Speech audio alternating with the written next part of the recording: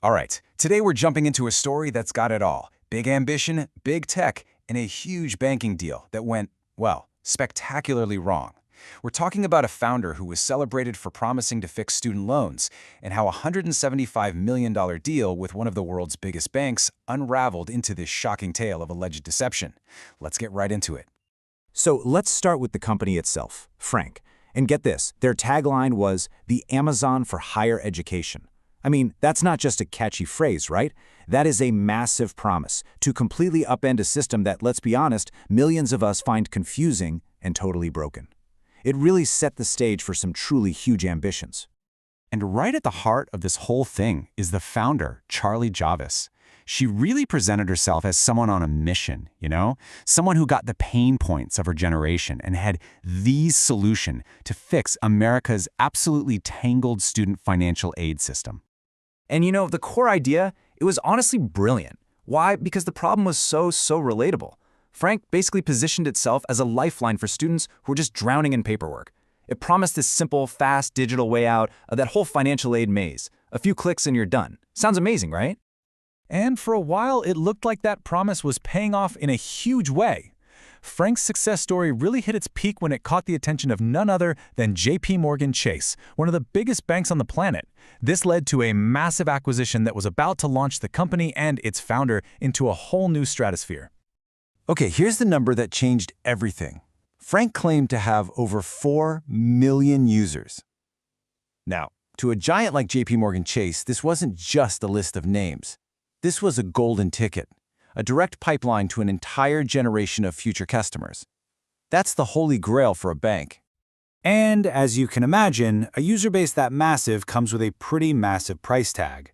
In 2021, JPMorgan Chase put down $175 million to buy Frank.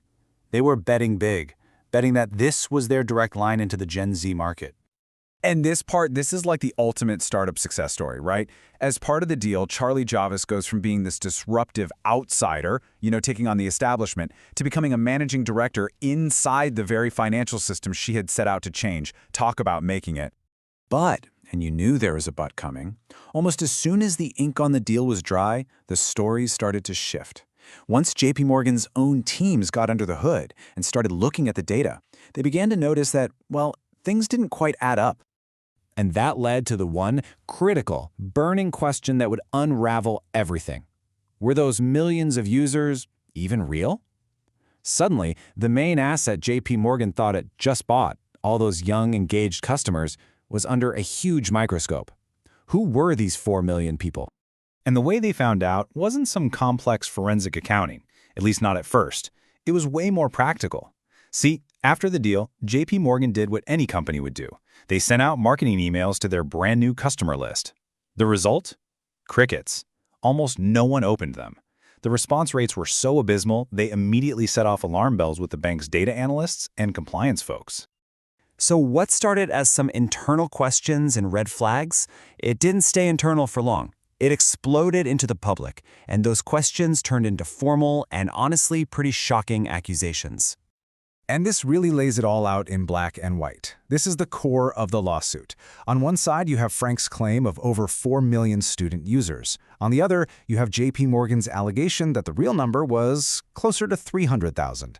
I mean, that gap between those two numbers, that's what this entire fight is about. So how could that gap exist?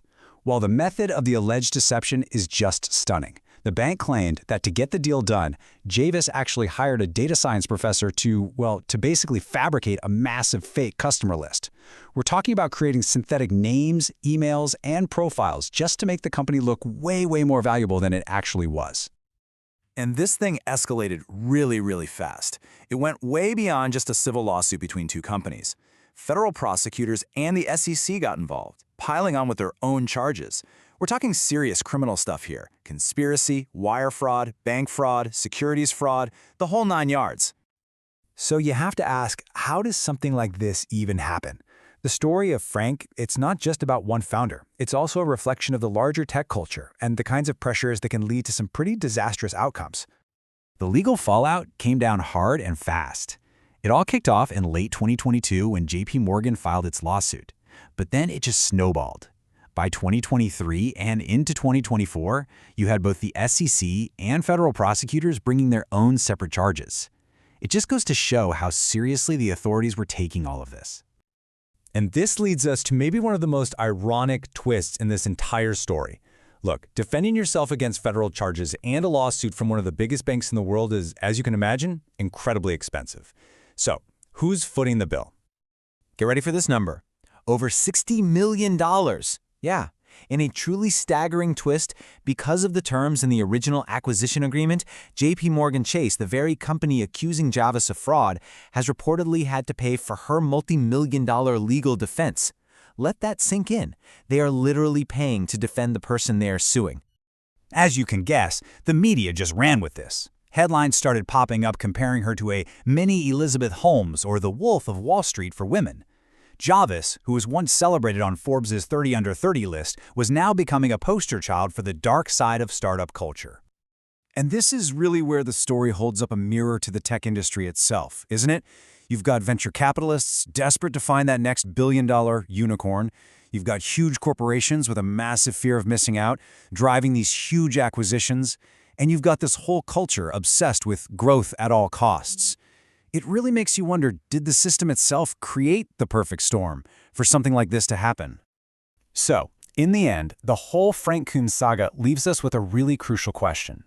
In a world that celebrates bold visionaries and amazing storytellers, where does ambitious storytelling end and where does outright deception begin?